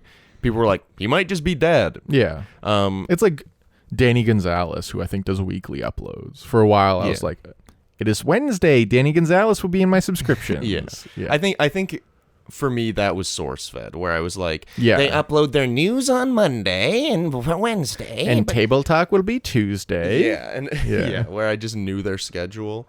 But JonTron is another example where like he was the first guy that I was like, I love that he doesn't upload frequently. He takes time to make a really well produced video. Yeah. That's like good content. I don't really watch him anymore though. But Anyway, I think there's a lot of hope for YouTube, where I was feeling kind of hopeless for it prior to like 2017-ish. Yeah. Where I was kind of like, is it just going to be like rap beef bullshit yeah. that takes over the platform and everyone's talking about? Yeah. But even now, And pranks. to give another recommendation, I think not a well-researched video essayist by any means, but the H3 podcast has gotten much Sure. better than it used to be. Sure. Where it's like higher production value and they're like doing crazier things. They found and- their roles. Yeah. Yeah. And there's like a crew that also checks if Ethan is saying the right thing and like fact checks him and stuff. So I would also recommend that if you're like at work and you're like, I don't know what to watch anymore. Yeah. I've watched everything. And in a time where YouTube is kind of dominated by absolute garbage content, YouTube Shorts, Oh yeah. it's important to know that like great content exists on YouTube. You just gotta look for it. Yeah. And that's a good note to end on, I feel. Well, here's a question I have for you. Okay. Because we didn't get to any of the questions. And also I do have a thing kind of tying up the Seattle Mirror. So I'll do that first. Oh wait. Then can I just say a couple Okay. notes that we missed? Griffey ran for president, Yeah. which is just insane. Like, why? That's And then he was insane. just like, I don't want to do this anymore. I don't like having to talk about things. But it's and like, have why people did he bother me. want to do it in the first place? Well, it was Didn't like he a do it- promotional thing. But like, that's the thing that I'm like, well, fucking why? It also meant less, I think. I guess so. Because there was less like internet thing where it's like, Kanye said he's going to run for president. And that's like a big thing because he says it on the internet. Now 100 people will give their opinion on Kanye as president, even though it's not really going to happen. Yeah. Whereas before it was like, you read in the newspaper, you're like, oh, Ken Griffey's running for president? That's kind of silly. Yeah. You know? I guess so. We didn't even talk about the triple blurp. Oh, the triple blurp. We got to talk about the blurp. So blurping is when you force yourself to vomit. Yeah, So apparently. there was a point, I guess in like the 92, Yeah. where a player forced himself, or I guess it was Randy Jay Johnson. Bueller? No, it wasn't Randy Johnson. Are you sure? Maybe it was Jake Bueller. Anyway, I think it was Jay Bueller. but so a player, probably Jay Bueller, think. forced himself to barf in the outfield, which then triggered Ken Griffey Jr. to barf on the field, which then triggered another outfielder to barf on the field. So there were just randomly in the middle of the game 3 men barfing in the outfield of this baseball game. And the way that John Boyce narrates it is so perfect, where he's like, and they successfully pulled off the first ever triple blurp. And it's Listen to this. Is not a 5-tool player. He doesn't steal bases, hit for average. This or is good field all content. that well. He is, however, a master practitioner of blurping. Like that's just a silly thing. Yeah. Anyway, that was one of my favorite parts of the whole video. That'll sound good too, by the way. I just wrote being traded for a player to be named later. And then that player being yourself. And then that player being himself is just so interesting. Obviously, it's interesting to kind of be traded for yourself, but I also wasn't really aware of the concept of like trading for a player that like, we'll figure that out later. Yeah, I think it happens a bit in baseball where they'll be like, okay, we'll trade you this guy, and then you can be like, we'll see who you get from our minor leagues later. Yeah. But then he's like the third player to be traded for himself in MLB history. Yeah. Which I think one of the other things about baseball that I love is that it's so fucking old. Yeah. And like there's so many stats from what's happening? It's just so interesting. Okay, I'm still recording. But like it's so old, they have such a good record of all these things, and like there's so many weird rules about like what you can and can't do, and and the game kind of like, unlike basketball, like you can't. We were literally we were a little high last night, and we were talking about who the greatest of all time in like different positions in the NBA are, but like you can't really be like, who's better, Jason Tatum or Larry Bird? Because like the games that they were playing were completely different sports, because so much has changed since then in the way that things are played, in a lot of rule changes. Whereas baseball, like at the end of the day, regardless of where you are, ball, hit, bat, try, catch ball, throw ball, catch ball. Yeah, you know? There's like a couple things that have changed, but it's nothing material to the game where you're like... You're much more... Like, there's multiple points where it's like, they're like, Alex Rodriguez, this is blah, blah, blah, this is what he did, and here's how it compared to, like, Babe Ruth. Yeah. And it's like the fact that you can do that, and it's not like but completely different like times. Right now you'd be like, well, Michael Jordan was good, but look at Shea Gilgeous-Alexander if you're trying to make that comparison in basketball. Well, like, dude, you see it all the time where people will be like, Scotty Barnes obviously having a great season on the Raptors this season. Unfortunately, just got injured, which is a bummer. But like having an incredible season, but people on like the Raptors subreddit will post a thing that's like, here's Scotty Barnes' stats during his third season, and here's Michael Jordan's stats during his third season. Interesting. They're very similar. They're very similar. In fact, Scotty might even be better. And it's like, guys, like, no, the game has completely changed. Yeah. Like, things are different. Stats are general. There's kind of a stat inflation in basketball in a way. But like, it's so cool that, like you said, baseball's so old and long, but also so mostly the same. And there is like such a culture of like unwritten rules in baseball, where another YouTube channel that's great with baseball content is John Boy. Oh yeah. Where he'll just like break down something and be like, well, the unwritten rule is you don't hit a home run on a 2-0 pitch when you're winning by this much. But then this guy did that and he had to apologize to the press because he did that. which is just like so silly and weird, but it makes the game so much more like fun for fans who want to get into it. I've seen so many clips online of like a baseball play where everyone in the comments is like, what's the big deal? Why are they upset and fighting? And then someone will be like, well, it's kind of like an unwritten rule that this is true. And everyone who's not super familiar with baseball is like, why? Yeah. Like all the time, everyone's like, do people care? And it's like, I don't know. It's just kind of the way things are. Well, it's like people don't slide into first. You could slide into first, but Sure. It's just a thing that you don't. Or like, I guess this was bigger back in the day, but it's like they talk about that guy sliding into second base and like completely missing and veering away from the base to try and break up the double play, which used to be a thing in baseball and was like a thing where it's like, then it was accepted. You do that and it's okay. Now it's a rule. There are rules against it, but if you like slide really hard into second base, then there might be a fight, like the Bautista thing. Yeah. You remember when he got punched by Rougned Odor and his glasses came off? It's just like such an interesting sport and how it's evolved, but also... Well, even Bautista's bat flip. Yeah. Where like, that's such an iconic moment in Toronto There's sports. like murals on buildings of that And happening. literally anytime you watch anything about Toronto, there's probably a clip of him doing the bat flip. Yeah. But like, there were a lot of people who were upset at him for that. Yeah. They were like, why is he showing off and rubbing in the moment? Mm-hmm. And it's like, wow, okay, he's just happy. Yeah. Just celebrating. Yeah. Yeah. Which is I mean, those things are like annoying but kind of fun also. Yeah. What else did you have there?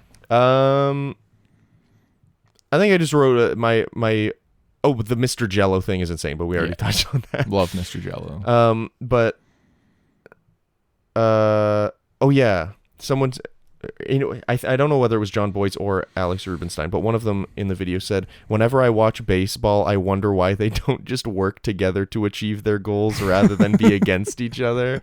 Yeah. And I was like, that's kind of funny. But my overall thoughts on the video were just like, the history of this team is insane and so fun, and it's so well documented and well displayed and well articulated. But I also love that you could probably make a video like this about nearly any sports team in history, and it would be interesting in this format. Like, even if it's a team where like not a lot of crazy stuff happened, there's probably enough that you could make like a shorter version of this and it be interesting. And that just makes me like, man, I want them to make one of these on the Toronto Raptors. Man, I want to make one. Well, that was my first question for you, is what would you want to see a version of this? I mean, I'd love the Toronto Raptors just so that like I could learn more about like the team before I became a fan and all this stuff. But also like the Los Angeles Lakers would be I mean, that one would be insane just because that's such a long history. Start in Minneapolis. Yeah, crazy.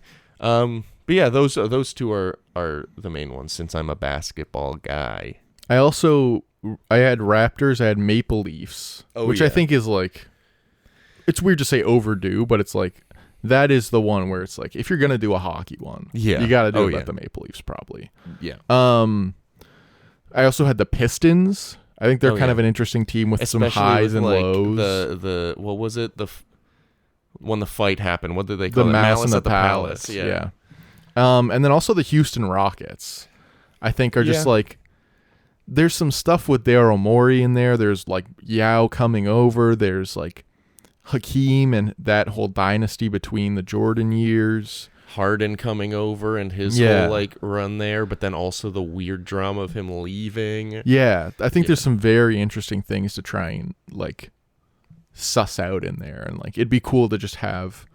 I think the cool thing is just like having this compilation of all of these stories and all of these like moments throughout the time of the team. Yeah, I would also love one, not even necessarily the history of the team, but just one about like the Heatles, like the Miami Heat team, like the LeBron, Dwayne Wade, and Bosh era. You say Heatles? Yeah, that's what they called them. Oh, I didn't know that. The Heatles, yeah. That's interesting. But just because like that whole, the way that it led up to LeBron being like, I'm taking my talents to South Beach or whatever. Yeah. And then also, like the whole thing with them facing against Dirk Nowitzki and the Mavericks, and like Dirk getting sick, and then that Wade and LeBron like pretending to cough, going down the thing to make fun of him for being sick, and then that like making Dirk a bit mad. Yeah.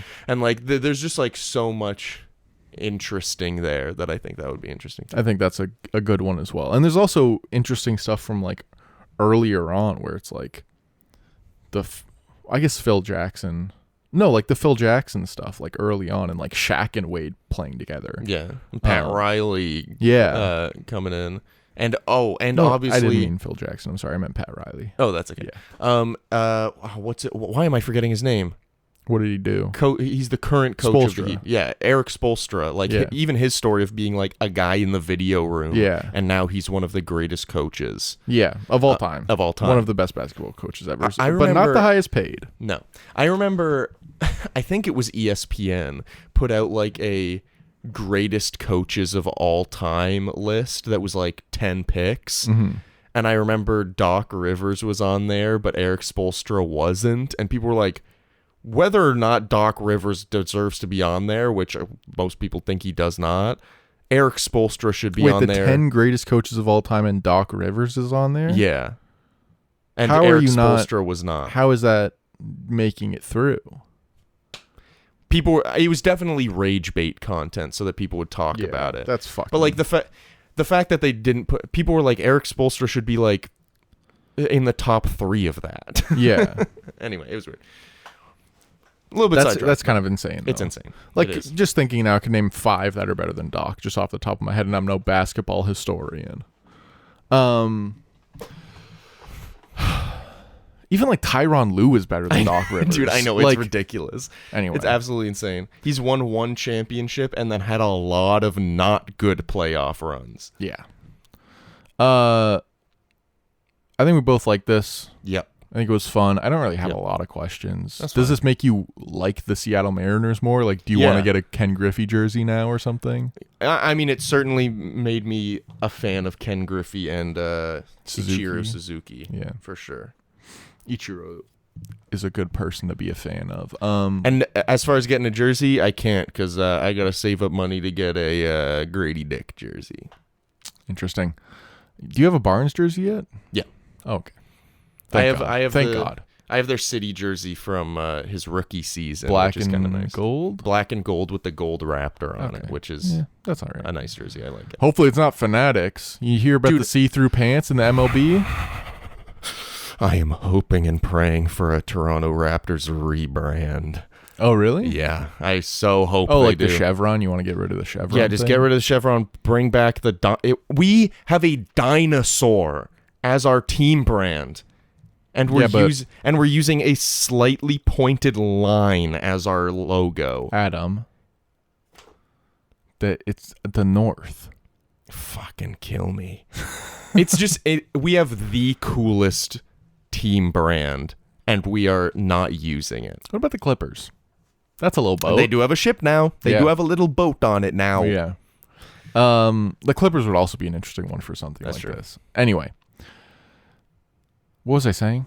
Especially what was it, Lob City era? Oh, Anyway. yeah. But you were talking about not really having any questions. Oh, yeah. I don't really have any questions. I think the video is great. You should watch it. Jacob. That's what I forgot. I asked Jacob what he thinks about the Seattle Mariners. Okay. Because the documentary stops in 2019. For those who don't know, we have a friend named Jacob who likes baseball. Yeah. He's a good baseball player. Yeah. It stops in 2019 because that's when they released it. But I asked him, like, what does he think about the Mariners now? Because the Mariners do have maybe a potentially generational star again. They have Julio Rodriguez. So I asked him, like, I know a little bit about the Mariners. I know a bit about baseball, but I'm not, like, super caught up on, like, the deep stuff. Yeah. But But I know Julio Rodriguez is good, and their pitchers are all right. What do you think? And he said, this might be a bit of a hot take. The Mariners are like one of those teams that will compete but not be in the final conversation for World Series contenders, which is like kind of how they are with a lot of the time. When they're doing well, like that's the kind of their cap. Yeah. And then he says Julio Rodriguez is good, but quickly becoming overrated. And in my honest opinion, he's a top 30 player.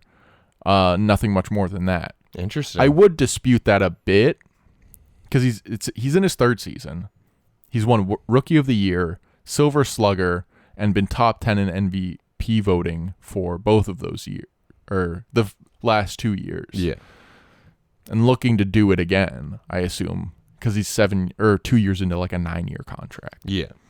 But we'll see. Overall, the Mariners are solid, but there's a lot of questions in the lineup if they can actually compete. The AL West is a tough division, which is another interesting thing about baseball, is where like the divisions matter so much. Yeah. And also just like the schedule overarching, it's 162 games, but then you break it down into little series, and like you track teams based on their month because they do play so much, which I think is something that like I think other leagues could start implementing, the like series thing. So it's like this week the Raptors are playing the Clippers, and it's just because like, then it feels like I think it's a little Overwatch league. A little Overwatch league. Yeah. But I feel like the RIP. I feel like the benefit of that would be that there would be more excitement around the games, because it would be like, I mean, we lost the last two, but we won the last one. So we might like it, I mean, it would just bring some level of excitement almost to the point of a playoff game. Yeah. Because it's the same and kind it's of easier format. to track like comparison between the two teams. Yeah. The thing that I think would be a downside, which is probably why they wouldn't do something like that, is because then it kind of takes away what is special about a playoff series, I guess, at least in basketball. But I mean, it does and it doesn't. Yeah, I guess like, it doesn't. No one really fucking cares about regular season NBA. Yeah. Because the guys don't really play. There's no real incentive for them to like compete. So like, I don't know. I'm trying to make it a little interesting. Well, it's like how the Denver Nuggets are like third or fourth in the West. And you're like, yeah, they could probably win again. They're still the favorites to win. Yeah. Because they don't need to. They can just win in the playoffs. And then he said, what did he say? The Astros and Rangers are World Series level teams, and the Angels and A's are two of the worst teams in the MLB. Where's Shohei? Is he on the Angels? Shohei's on the Dodgers now. Dodgers, okay. Which is like the Yankees, a villain. They're like an NL villain, National League, which also is interesting because the MLB is two different leagues that came together. Yeah. Whereas like, it's not like we have the NBA and the ABA and they're kind of divided.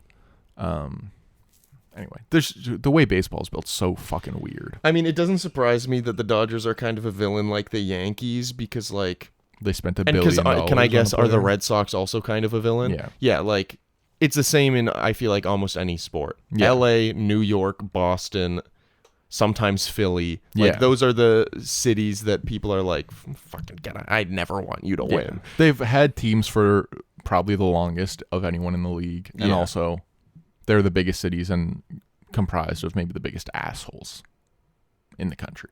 Are you saying that confidently and officially? I'm saying that as try to run up on me and see what happens. Right. Luis Castillo is a true ace. George Kirby and Logan Gilbert are coming into their own pretty nicely. These are pitchers, but the bullpen is pretty good. And there's a Canadian named Matt Brash who has some absolute best stuff of any reliever in the league. Whoa. So there is some stuff to hope for with the Mariners. But then he said, bottom line, though, they have Trent Thornton, and any team that has Trent Thornton pitching consistently is doomed. Cool. And I think Trent Jacob. Thornton was on the Blue Jays for a little while. The name sounds familiar. Yeah. So thank you, Jacob, for your baseball opinions. Appreciate you. And we'll see who's right about the Mariners, you or me. The guy who played college ball at a high level and can throw a baseball 80 miles per hour, or the guy who's never hit a baseball in his life. You've hit a baseball in your life. Not like when someone was like trying to strike me out. No, certainly not. Yeah. So we'll see who's more qualified. I can guarantee that if Jacob pitched me 100 balls, I feel like I'm confident I could hit one. Hit one in what way? Like make contact. Like foul? Make contact with the ball. Who knows? Maybe it's going out of the park, but it could just be a foul. I'm sure you could as well. I think a monkey could. A blindfolded monkey could.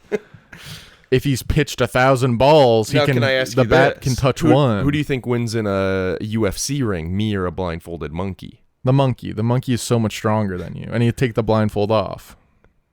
No, but he's got to keep it on the whole time. He doesn't know that. We tell him. Okay. Caesar, keep the blindfold on. Can I tell you something? I almost, for my upcoming birthday month, and then we'll end it, I almost put just all of the Planet of the Apes movies. What do you mean? Like the old one too, or No, just the like Reeves the ones? trilogy of them, and then they have a new one coming out, but I don't think it would be in time. But I don't think I'm going to do that. Because I've never seen any of those movies, but I really want to. They're pretty good. We could do, maybe next year we do little like franchise months or something. That'd be interesting. Try and, get that big load of money coming in. Where do you want Adam Driver in this? Who do you cast Adam Driver as? Let's say, how about we take it like this? If they're making a Mariners movie, what era would you want it to be, and who would you want Adam Driver to play? I feel like it would have to be the era where they have those four guys. I think it's, definitely the Ken Griffey era. Yes. And I'd probably cast him as Randy Johnson. Oh, that's a good one. I was thinking, I feel like Jay Buhner. Bueller? Jay Bueller. Jay Buhner. Buhner? I think it was Jay Whatever Buhner. his name is. I think he could do a good Jay. Blarping That's true. on the field. But Randy Johnson is a menace, if you know anything about Randy Johnson. So those are both good choices. And Here we go. Wait, are we actually... I didn't think about this. Are we putting it on the ranking list? yeah, Oh, okay. this is where my heart might stop. Where do you want to rank this? Adam silently is scrolling down his Google Note. Scrolling to the bottom of the list. I don't think I'm putting it on the bottom. But I did... Man, this is weird. Because, like, it's a He's great still looking at the video. bottom of his list. But, like, when I'm looking at... Comparing it to almost any of these... Actually, no, it's not that hard. This video is better than I think it will appear on the list. But because we're comparing it to movies that have much better rewatchability and are much more... You're saying this isn't rewatchable? I'm not saying it's not rewatchable. I'm saying that movies are much more rewatchable. What a nerd. So honestly, Nerd. I'm thinking put it above Too Fast, Too Furious. This is... Turning Red is the one in there that I struggle with, but this is better than Kubo, for sure. I just feel weird putting this above something like The Batman. Or like, I said it's better than Kubo. So you want to put it in between those two? I'm fine to do that. Let me keep looking. But I just feel... I don't know if I could commit to putting this above a lot of these... Because, like, even the movies in the 30s range are, like, incredible movies. Yeah. I know what you mean. And, did I secretly hope you would put it at number 1? Yes. I mean, obviously, yes. Well, where would you put it, honestly, not considering where I said I would put it? And this isn't me saying we'll negotiate into the exact middle, but, like, I'm genuinely wondering. I'd probably put it around Everybody Wants Some. It kind of hits the same sort of, like, Okay. fun vibe thing where it's like you're watching this thing, it's so cool and interesting, and like you're just in the world of baseball. Like, I think that'll be our baseball tier. Whenever we do Moneyball, it'll be there. Sure. I think Moneyball would be a bit much higher. Yeah. Well, actually, I guess...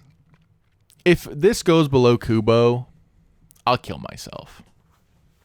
And I'm saying that fully honestly. Full truth, full honesty. What do you want me to do about this? I don't know. I'm going to answer the phone real quick. If this goes below Kubo, I'll kill myself. What did you just say? If this goes below Kubo, I'll kill myself. Then can we put it right above Kubo? Yes. Okay. That's a good bargaining chip I should start using more.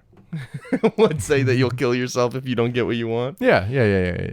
I'm just gonna write Seattle. Just a widow manipulative.